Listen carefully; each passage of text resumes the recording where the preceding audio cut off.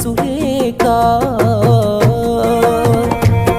నువ్వు ఊర్వశివని కాదే నిన్ను ప్రేమించింది, నువ్వు దేవతవని కాదే నిన్ను పూజించింది, నువ్వు నింగివని కాదే నేలనేమైంది, నా ప్రాణం అనే కదా నీకు అలుసయ్యింది.